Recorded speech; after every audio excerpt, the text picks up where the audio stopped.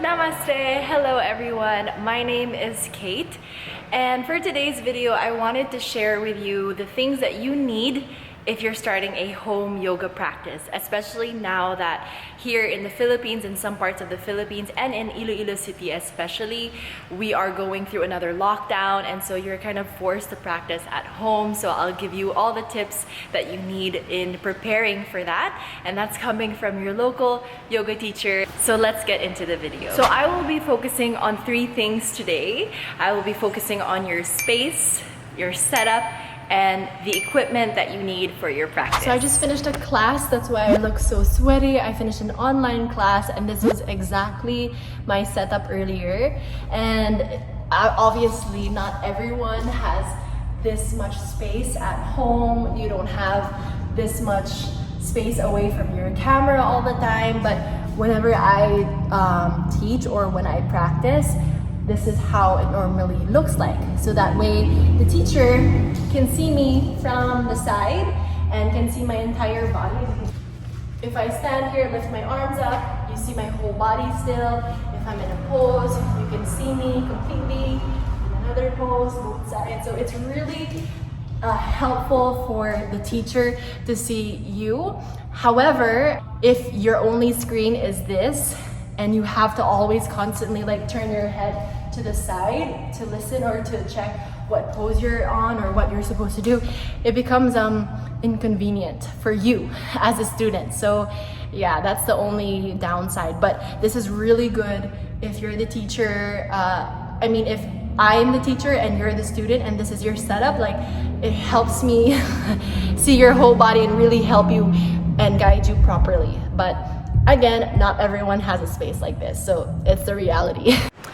So now, as you can see, I connect my computer, my desktop to the screen, to the TV. Hello. So that is my Zoom meeting currently ongoing, and my camera is over here on the desktop. And so that helps me stand here on my mat, and then while I'm teaching, I can just look directly there to see all the students, and then I can see myself. So it works better if this is your setup where you have like a screen to look at in front of you, but you have your camera set up from the side so that the teacher can see you. So if you're able to do something like this, that will be good, but it's of course a lot because I mean you have a desktop or a camera, and then you also have a TV screen in front of you. Now, this is a more common setup for classes. Most of my students do this. So as you can see, my camera is actually on a tripod. You're in portrait mode, so if I stand, you can still see me. Yeah, some parts of my body will get cut off, but at least you can see my whole body. If I'm in a big pose, like a warrior 2, you can still see me. I can still see the teacher. And so this actually works for like smaller spaces. If you don't have much room, then do this instead. And so I feel like this is the go-to setup for most students and even some teachers too. So now I'm in my bedroom, and this is an actual depiction of where I practice every single day and every morning. Let me show you. This is my yoga mat. And then I unroll it, and this whole entire space is like exactly for my yoga mat, nothing else. But that's the thing, is in a space like this, I have to adjust a lot. It's very tiny. This is the bed. There's a chair here, there's a desk here, which is necessary and needed in this space because I have a tiny room, and this is what it's like. So this is how my setup and my space is usually like, pretty much every day when I practice on my own. Normally, I would practice following a YouTube video or joining a live class via Insight Timer, and this is how it is. I don't practice at the studio. I usually practice here because I like to do it early in the morning when it's not that hot yet. I don't like to sweat in my practice personally because I work out afterwards, and that's where I sweat. So I like to keep it very cold, very cool, very relaxing. So This is my reality, and this is also the reality of many other students. I've had students who barely have enough space, but you know, if there is a will, there is a way. You will try to make it work, you will figure it out, which is what I do. There are some poses that I may not be able to do. So for example, teacher asks you to like stretch your legs out wide, and I can't really do that in this space. This is as far as it goes. So I have to move. I adjust myself facing this way, and then that's when I'm able to extend my legs wider. And sometimes if a teacher asks us to do a specific pose, like warrior 3, and you're already at the top of your mat and I'm already like against this cabinet, then I just move back and then reset and try the pose. So yeah, it's a lot of adjustment, but it works. If you want it, if you really want to make it work, it could work still. The next thing that I will talk about is your setup. So this will be very short and sweet because honestly all you really need is a phone. And as long as you have that phone, you'll be able to join a class. And it would be best though to use earphones or any sort of headset, because it does change the whole experience. It allows you to hear the teacher better, more clearer, and you won't be able to hear all the noise around you, especially here in the Philippines. And where I live, I hear a lot of cars passing by, so many different people walking by, so it is definitely better to use those earphones. Now, if you have a laptop or a desktop, that is definitely much better so that you can see the whole class or the teacher in a bigger screen. It makes a huge difference rather than just your phone. And if you are able to hook your phone up or your computer to a TV monitor, that would be much better. There are so many cords now where you can connect your phone or your computer directly to a TV. If you have Chromecast, which is what I have, that also works. If you have a smart TV, that also works. It's easier if you can cast your screen somewhere to a bigger screen so that it makes it easier to see everyone, to see the teacher, especially in poses where if the teacher is like too far from the camera a little bit. That happens to me sometimes. And you can't really see like where their hand is or where their foot is turned to, so it really helps if you have a bigger screen. And again, if you're using a TV monitor, it's much better so that you can use the speakers of the TV screen and you can hear the teacher way better, the music way better, so it does again make a huge difference if you have that. But if you don't, a phone will do. So now the most important part, let's talk about equipment.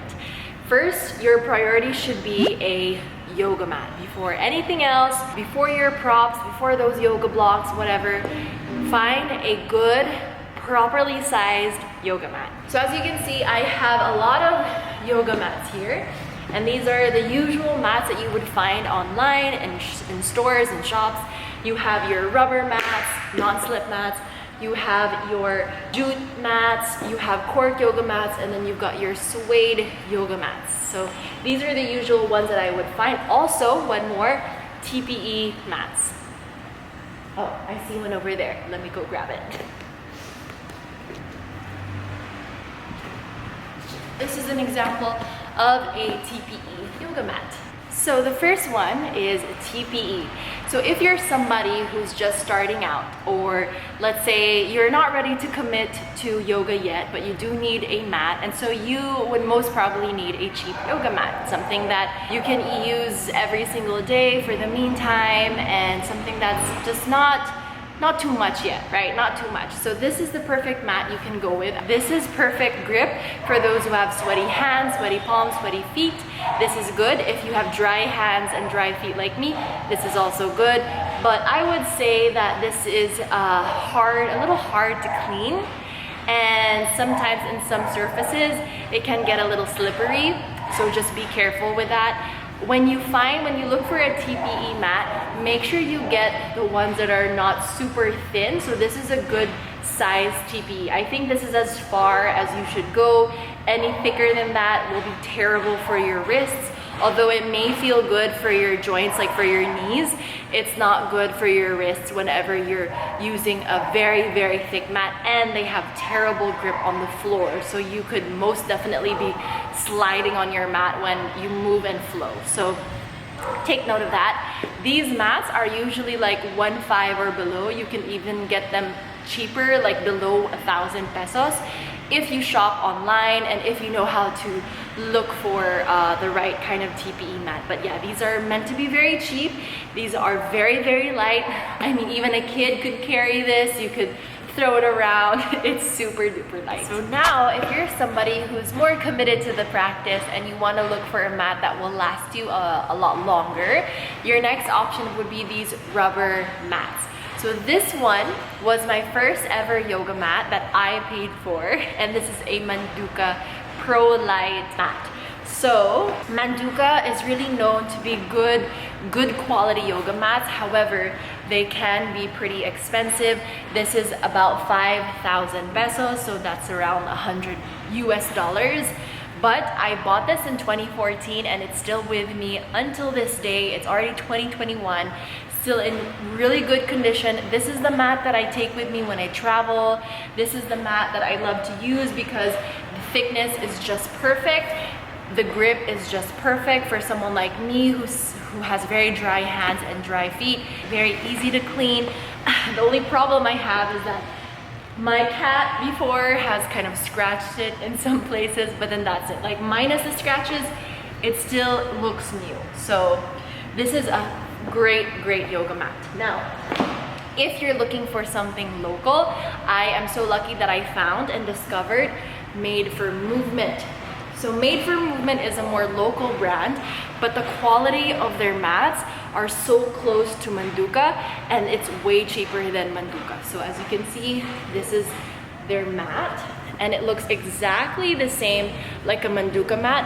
And this is the thicker yoga mat that they have. I think this is 5mm, and I used to sell these here in the studio.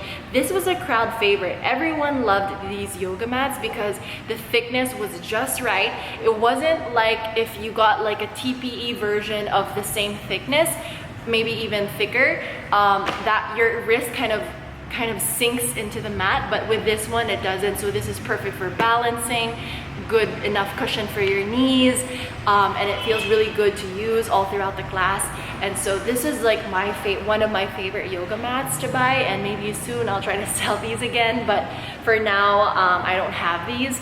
But if you are interested to get a Made for Movement yoga mat, you can let me know, like reach out to me online, because I can give you all the details and personally give you the owner's details. So definitely very worth it. Like this will last you for years and years and years.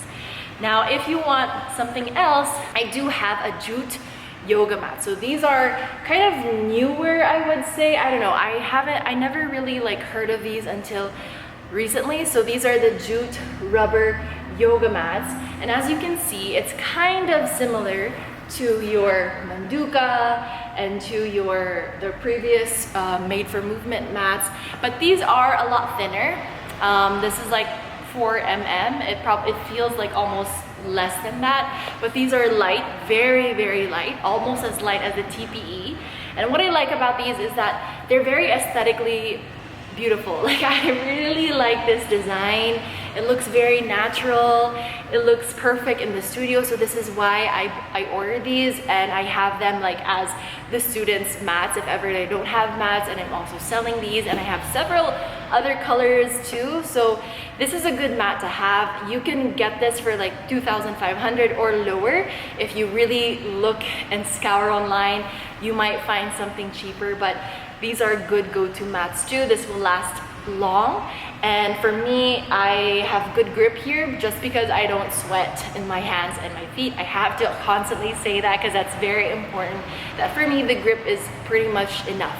So the next one would be cork mats. I unfortunately do not own a cork yoga mat, nor have I ever tried a cork yoga mat, although those are starting to get popular now. But if you know anything about cork yoga mats, and if you've used them and if you love them, let me know. Like share that in the comments or message me, because I would actually like to know what it's like. Now let's move on to suede mats. So with these suede mats, they have such a beautiful design. They're very soft. I feel like The thickness is okay for how thick it is. Like usually these are 3 mm, 4 mm, but it doesn't feel like it's too thin because of how soft it is. And as you can see, the design is on point, so pretty, and there are so many other suede mat designs. Like the one in my room, the one that you saw earlier, that was also a suede yoga mat. And the thing is, with the suede yoga mats, they have beautiful designs and all. I think this is like perfect if you're joining a hot class, or if you're someone who has, again, sweaty palms, sweaty feet, or just sweat a lot. This is good. This is a good yoga mat to have. However, if you're someone like me with not so sweaty palms, then it kind of becomes sort of a nightmare during a practice, because I can't even like grip my hands and my palms in a down dog, and so it just gets kind of scary sometimes, because when I try, I slip. And I know you're probably gonna say you're supposed to spray the mat and your hands with water so that it kind of activates the grip. I know. However, for one, that mat, I prefer it in my bedroom just because it's white, it's close to white. And so if I had it here in the studio, it would get dirty easily. It definitely, if your feet are not super clean, which can happen when you're barefoot during class when I'm teaching, and then I step on the mat, you'll see that footprint, like it's there. Although it's easy to clean too, you just like kind of wipe it with a little bit of water. I find that it's okay to clean afterwards, but it's just like a hassle sometimes. And personally, I want to keep it in my bedroom just because it's very soft. It's like perfect for my bedroom, and in the mornings I prefer a very gentle practice, so that's why it's there. I don't keep it here. So all the more in the mornings when I do a gentle practice, the AC is on, I don't sweat as much, I don't want to sweat, so it becomes harder to grip. But I just kind of bear with it for now because I like having it there. So there's that. But if you're someone, again, like I used to have a suede yoga mat too that I ordered. I gave it to my best friend because I couldn't use it. Like I couldn't use that at all. So I gave it to her because I knew that she would make better use of it. She has sweaty palms and feet, and so that's the yoga mat that she uses now. Lastly would be these non-slip yoga mats. So these mats, first of all, this is kind of similar to the ones that Lululemon have. They're very famous, popular yoga mats. And my first ever yoga mat that my mom got me was a Lululemon. And I really, really enjoyed it.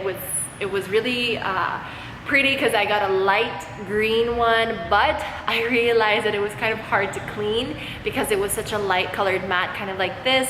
And so in time, footprints would start to show that were kind of hard to remove. These yoga mats have the perfect grip for someone like me. Again, if you have sweaty hands or if you have dry hands, this is a yoga mat that will suit you, like really good grip. It's light enough, not too heavy, pretty easy to clean. Daily cleaning is not bad, but it's pretty good. This is my go-to mat. This is the mat that I use in the studio when I practice here. I love it because this mat, you guys have to check out the brand. It's called Moov. Here you go. There, Moov. I am so happy that I found this local brand. I discovered it, I think, on Shopee, and their mats are incredibly affordable, so worth it to get this. They have different designs. I got a black one just because I've always wanted a black mat, and this looks like leather to me, but it's not. It's rubber. It's just so sleek and so chic to me, and I love it. It's so simple, so minimal, and it's the perfect yoga mat for me now. I really, really enjoy this. I can do the poses like properly and go really deep into the poses with this mat, no matter how sweaty I am, no matter how hot it is. It's almost as similar to my favorite Manduka mat or the Made for Movement mat. These are my favorite mats. Those are the mats that you would probably encounter anywhere at a store, and these are the mats I would recommend you get or look into if you do need a yoga mat at home. So now let's say you have your yoga mat already and you've been practicing for several months consistently and you're looking into buying more props. The first prop that I would recommend to you to get is a yoga block. Now, there are a lot of yoga blocks that very many brands sell. However, a foam yoga block for me is pretty good. Finding a nice sturdy block like this. This is 2 inches, I believe. Probably this is like 2 inches. thickness. And I feel like this is good enough for any yoga practice and for anybody.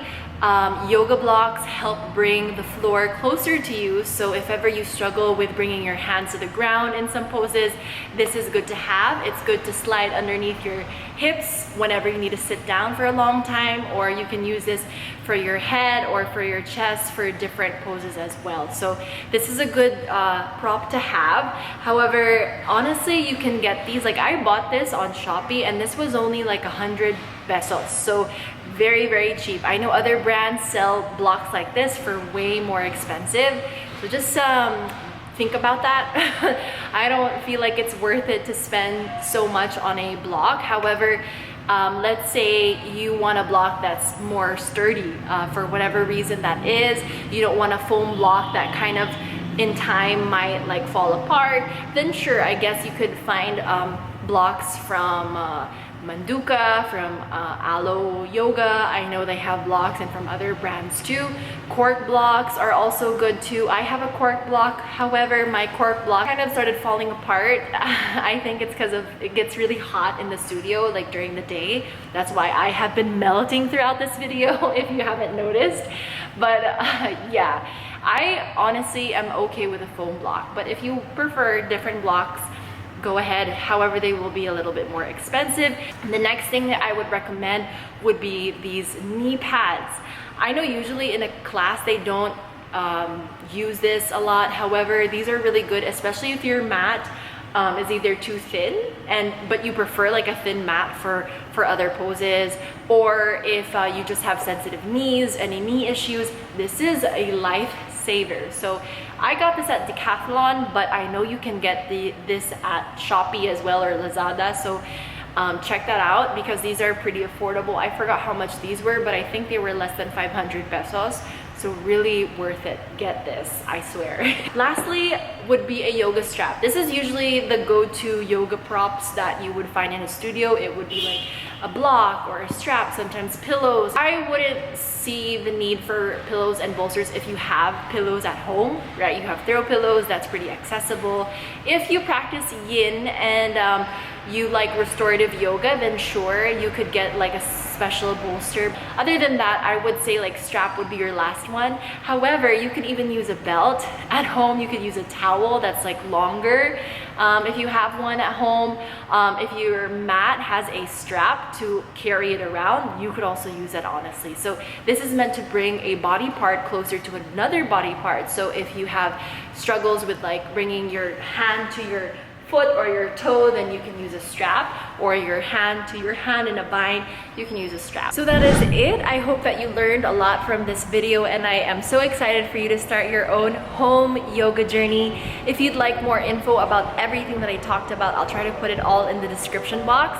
I also lead online classes every single day. Sometimes other teachers lead those classes too, so if you want more info on that, I'll put it in the description box as well. Thank you so much for watching this video. Subscribe so that I know that you're into this kind of content, and I'll keep creating content like this. If you give this video a thumbs up, that also lets me know that this is what you want, this is what you're looking for. And if you have any feedback, feel free to share that in the comments. Take care of yourself. Have a wonderful day. Namaste. Dreams are moments, night is long, yet we linger in the past. Tell me, do you feel the same? I can take you far.